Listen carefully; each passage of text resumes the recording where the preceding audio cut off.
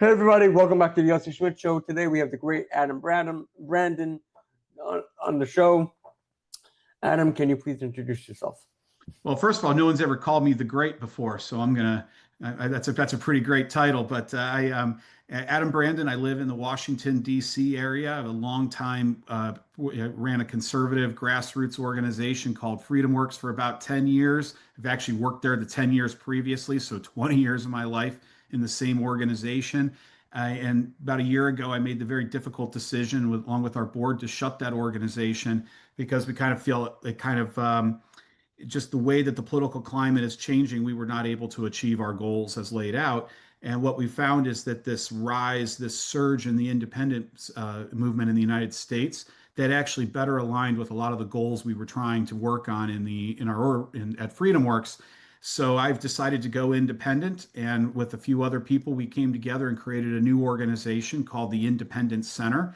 And our goal is to kind of harness the power of this independent movement to actually shake some things up so we could get at some of the serious issues in Washington, that everything from debt and spending. My phone is blowing up right now because the 30-year Treasury auction just happened and it didn't go very well. So the 30-year notes are up to 4.8%. And as that's going up, there's a lot of problems we're going to have to get our hands on. And I just think that the party structures that we have right now, they're not able to reach these issues such as healthcare, such as spending, in a way that we can actually make a difference. I hear. Do you think your this move towards independence has to do with the way Elon's talking about more than a two-party system? I think that Elon has caught on to something. I don't know his goals. I don't know what he was attempting to try to do in politics. Like when he first started talking in politics, he wanted to stop woke. Okay, then he got into spending, which I really I don't think it's controversial whether you're right or left in America today. I think pretty much everyone agrees we need to have the most efficient government we could possibly have because everyone knows we're kind of going broke. So, I don't understand those original motivations. But when he starts talking about a third party, I kind of agree. I mean, I think he's seeing the exact same data that I'm seeing. The only difference that I have from what Elon really he's talking about a third party. When I look at big change in American history, whether it was the abolitionist movement, the women's suffragette movement, the civil rights movement, they weren't parties, they were movements. And the movements were able to drive change that affected both parties. So, what I like to think that we're trying to accomplish is to help start and channel this independent movement in American politics. Will it become a party someday? Maybe, maybe. But right now, I think what you need to do is kind of challenge the duopoly that both parties have right now that is taking us in a very bad direction. And we've lost the ability to fix big problems. And we're running out of time to fix a lot of these big problems. Hence, the treasury bond yields are going up. So who knows? What I would love to work with Elon on some things someday. I think based on what he said, but I think he's just seeing the same data we are, that half the United States is independent right now. And if you could tap into that, that's actually the power to change things. A year. So, what do you think led, you said for 20 years you were by FreedomWorks. Yeah. What do you think led America to become independent, move towards independence? I know lots of people are feeling politically homeless, Homeless. Yeah. but what brought about this change? Lots of different things, but there's one thing that just stands out more than anything else, and that was the invention of the internet. And when you start looking at voters right now, there is a huge break. Like we always talk about the difference between left and right in America. The biggest differences that I see in America are actually between baby boomers and millennials. And so when you look at people who were born, somewhere around 1980 is kind of that break. I was born in 1978, so when I went to college, I remember my girlfriend was like, "We'll email each other." Like, the hell is email? Like I didn't really even understand what email could do back when I went to college in the 90s. So I was an early adapter, but you talk to someone who's younger, like my wife, she's 10 years younger than I am, And she grew up in an era where she doesn't remember the world before the internet. And why I think that changed things is that when I grew up, I had a choice in peanut butter of Skip or Jiffy when I went to the grocery store. I could choose between Coke or Pepsi if I was thirsty. And my wife was used to a world where she had 50 different types of peanut butter. And she was used to a world where you had sparkling water and iced teas and everything else, not just Coke or Pepsi. So I think what happens is that the younger generations have just been ingrained with this, like, I'm actually a more complex person. I understand that our issues are pretty complex. We need to borrow from both the right and the left if we're going to get anywhere. And so I think it's that the internet, just the way it changed people's thinking. And I think the reason that's so important is we saw that. I think that is the number one driver. When we look at the generations, it's a huge break. If you're under age 50, you're more likely to be an independent than not. The older you get, the more partisan you are. 70-year-olds are very partisan in America today, but 30 and 40-year-olds are not. So it's the age gap driven by technology is the thing. And just imagine what AI might do to this change. It's either going to, who knows, but you're about to have another societal change. But that's my main thing. There's lots of other factors I can point to, but a main point that I look at is just the people's relationship with media, which changed dramatically with the advent of the internet. Well, people are able to use social media, like you're saying, to ask questions, push back on narratives, Mm-hmm. point out fake news, point out different things. People are more engaged. They're more. Some people even make a living off being Right, online. right. Some people they just post all day on Twitter with this whole on X with this whole ad revenue sharing, and that Mm-hmm. is their job. Right. Or even the Gen Z or millennials. I don't know if it's millennials as much. Uh, TikTok dances and everything. That's how they make money. That's when I was growing up. I mean, I am a lot younger than you. I was, but when I was growing up, I live in an Orthodox Jewish community. I don't know if all my fans know this, but I'm very open about being Orthodox Jewish. Mm-hmm. We didn't have. We look at the internet as bad because there is horrible things that people could come across Right. on the internet. So I don't. I did not have my first smartphone Mm-hmm. until I was 18, Right. and that was actually very guarded. Mm-hmm. Like my mom and dad would go through what I did. I remember when I was younger, I would create email addresses, and then my parents would find out, and I would have to delete those email addresses. Right. We live in a different society. Mm-hmm. My brother, who is now 18, already has a smartphone. He's busy partying, and I'm like, if I did what you're doing now, Right. but my point is, we live in an age where people make money off the internet, and Mm-hmm. so I'm just building off your point that I think when people question the narrative and push back on the media, push back that they can actually think for themselves, which is So what you're saying. what I'm seeing, there's so many trends that are hitting right now that are fascinating to me, but one I keep coming back to that is it just sounds very counterintuitive is that the value in money in politics is actually falling. And which is so strange because when you start, I was at a breakfast with a former campaign consultant today, a former Republican campaign consultant who wants to get into this independent space as well. And we were talking about the average price of campaigns. You're starting to look at like some of these Senate races in places like Ohio that are approaching $500 million for a Senate race. And you're looking at competitive House races that are getting closer to 40, $50 million for a competitive House race. These are not, and so when I say the value of money in politics is collapsing, you look at that data and you're like, Adam, you're crazy. Well, what's happening is that it is getting harder and harder to talk to swing voters, the voters that decide elections. They don't want to listen to you on television. They don't want to, they don't trust you.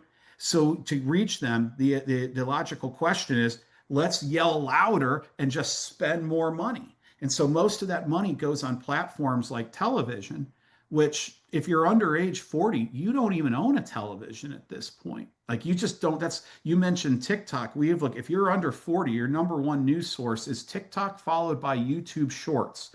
And is YouTube, TikTok's actually shrinking, YouTube Shorts are going up. But the point is, that's where people are having conversations.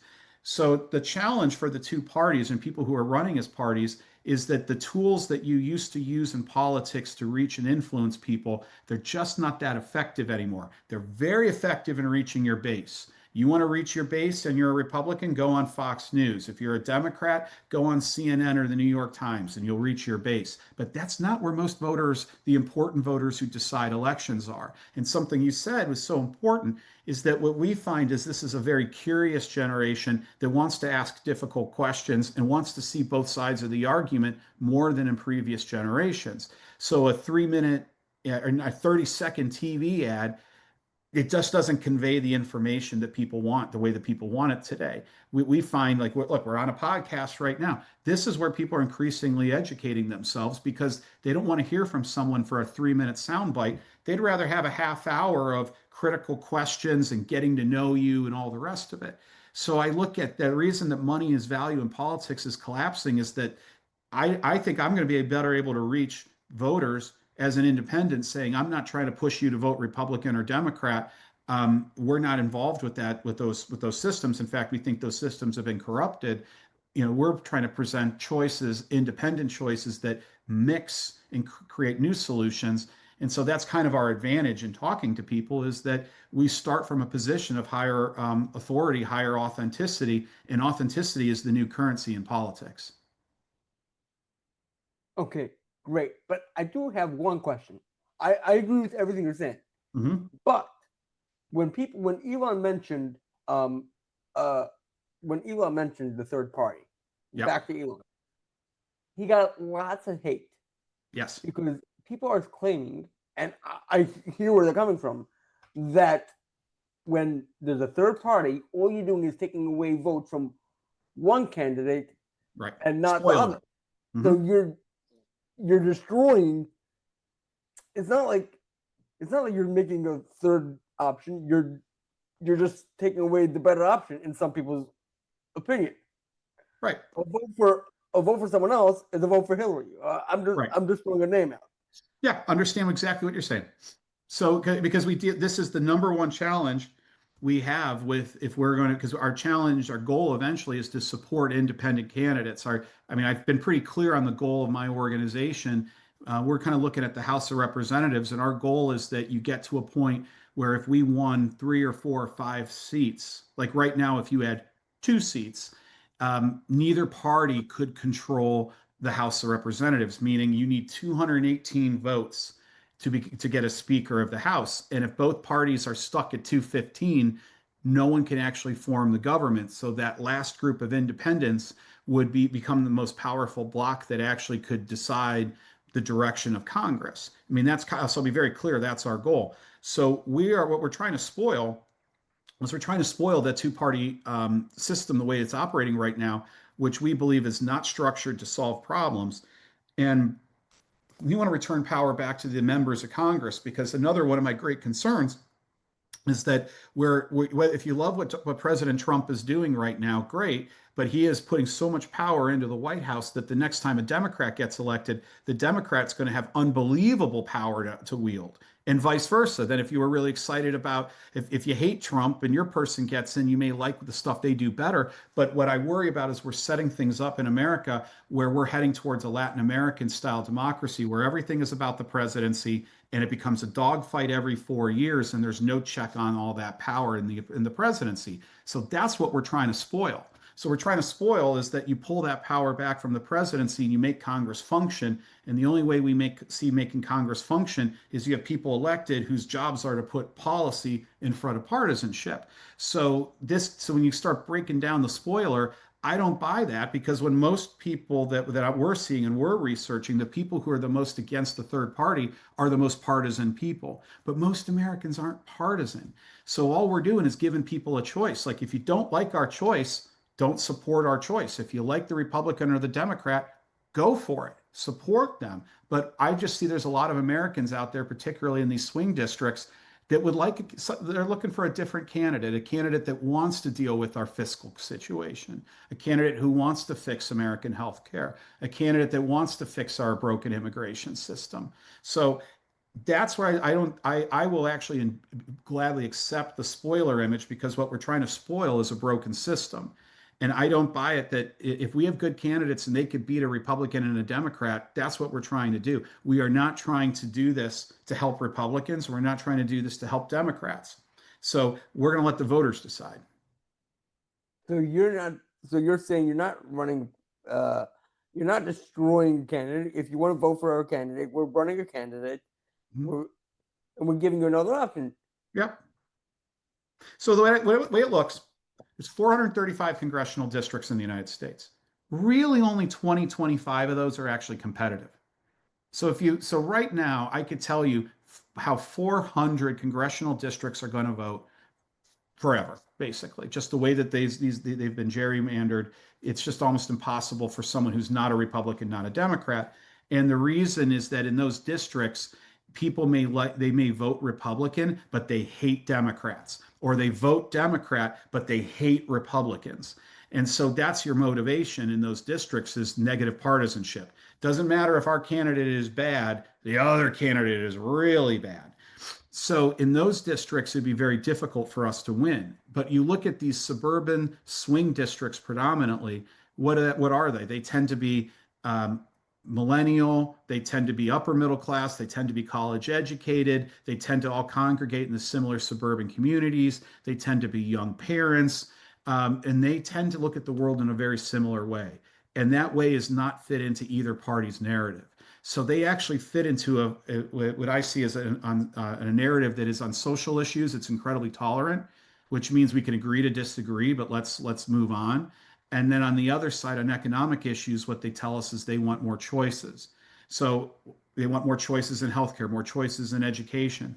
And so for someone like me who's politically, philosophically more on the center right, more libertarian side of the spectrum, that's an incredible opportunity for us, because here we finally have people who want to legislate and just let live on your personal life decisions. But on your economic decisions, we also want to encourage you to have more choices. And so that's basically what you start seeing not the party, but the platform would develop into, is out of those two strains. And it would be very competitive in a handful of those districts. And so that's what we're looking at doing at the House level. And again, that's not trying to be a spoiler. That's trying to give what those districts actually want. And they're telling us what they want in a candidate. So we're actually providing what the marketplace is opening up to us. So you're saying you're not like running a president or something like that. I think that, so the problem with running for president, and I have friends that disagree with me, but I don't see a path to it working. I just don't. Because let's say you win 10 states, and an independent potentially could win 10 states, but they couldn't win 30. And the problem is that the numbers, again, I just don't see a path. I think, you got to get to 270 electoral college votes. And if you get to 250, you don't win. So what ends up most likely happening in that situation is our Constitution has laid it out that it goes back to the House of Representatives. We've never had this before. And if we did this, I think it's going to confuse people, and it's going to be very difficult if the House of Representatives, I mean, you have to go back into like the pre-Civil War era, before you start finding the House getting involved. So I just don't see a path forward for that. So I do see a path forward in the House of Representatives. I do see some opportunities in the Senate. And in this cycle, particularly in places like Michigan and California, there's a possibility that you're going to see independents elected as governor in those two states. And I think that that's going to be a tremendous change, because at the end of this election cycle in 2026, when you have more independents on the ballot for the House, for the Senate, and governor's races ever before, so I can see this clearly from right now. 2026 is going to be the beginning of the independent becoming a major player in American politics. And that's what's so exciting, because who knows what that becomes. And I don't think they're going to be spoilers. I think they're going to be the politicians and the elected officials that people look at and be like, that's a serious adult. That's someone who's not playing around with political theater. This is someone who's actually coming to town to say, we're going to do some difficult, hard things, and we're going to take some difficult, hard votes, and we're going to fix some things. If you could get every listener to do one thing to break the partisan gridlock, what would it be? Well, it depends on what state, but I think one of the first things that I would ask everyone to do is just come to this realization that when our Constitution laid out our system, it did not lay out a system that was dominated by Republicans and Democrats. In fact, the founders, when you go back and read even George Washington's farewell address, he warned of parties, he warned of factionalism. And if you go these men that founded our republic, were they perfect? No, they weren't perfect. They were incredibly complex. Like, these are people talking about freedom and liberty at the same time being slave owners. I mean, these were complex, individuals in a complex time. So, but these are also individuals who studied ancient Rome, ancient Greece, ancient Florence, you name the places that tried to do republics in the past. And generally, what ended up happening to each one of them is they broke down into factionalism, into two parties that became a death fight, and that's how and then what ends up happening is a strong man emerged, almost in every one of these cases. So our founders knew this. And so when Benjamin Franklin said it's a republic if you can keep it, I think what he was worried about is we were getting to like this point where we start putting party in front of policy, and we start looking at the state as a vehicle to like, what can I get from the state versus the state's role is to protect my liberty and my freedom. That's what the state's job is. And the state's job is not to guarantee me all of these nice functional, material items. It's to preserve my freedom so as a human being I could devote myself to human flourishing and growth and development. That to me is so the one thing for your audience is, I think the first step is to understand, like, look, you are an individual, you have agency, you have a lot more power than you realize.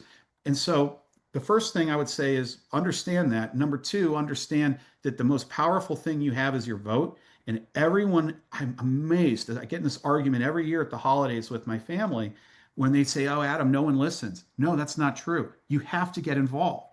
If you want to, democracy is not a spectator sport. You have to get involved. And so I challenge everyone who's listening to pick up the phone and call your congressman, or better yet, go and visit their office and say, hey, I'm a voter in your district. Here's the things I care about. What are you doing on these issues? That scares the daylights out of an elected official. And I don't think people realize how few people are actually participating in the process. And so we get the government that we deserve. So if we're only letting the extremes of the political system participate, they're the ones who are setting up our system. So if your listeners are thinking, well, I want to get involved too, that's the way that you rebalance the system. So my number one thing is they got to get involved. They got to understand that it does not have to be this way, number one. And number two, you have to get involved. Thank you very much, Adam, for coming on. Mm-hmm. Do you have anything you want to plug to the listeners before we go? I would just say, if you want to learn more, come to theindependencecenter.org. We're a new startup. We've already got about 500,000 members who have signed up in the last several months. We'd love for more people to join up. We're going to be firing off a whole lot. We're going to be doing a lot more events. We're going to have a lot more educational opportunities. We're going to be launching something called the Marketplace of Ideas in the coming months, which is we're going to take these big, hairy issues that no one wants to talk about, and we're going to be presenting what we view as both sides of the arguments and let people come to their own conclusions. We're going to be doing some exciting stuff, but so we're just looking for people, if they want to get involved, great. But again, I would just say, if there's one thing, even if you don't get involved with us, just get involved in the system. The more people get involved in politics, the more people who get involved in talking to their county officials, their congressmen, the better this democracy, the better this republic gets. Thank you, Adam, for coming on. Everyone, I'm telling you, the Unfiltered Yossi show is coming. When you hear Yossi Schmidt, still no endorsements. It's not up to me to endorse. It's up to you to decide. But the Unfiltered Yossi Schmidt show is coming soon. I don't know when, but it's dropping soon. Remember, hold everyone accountable. Transparency is key, and I'll see you around.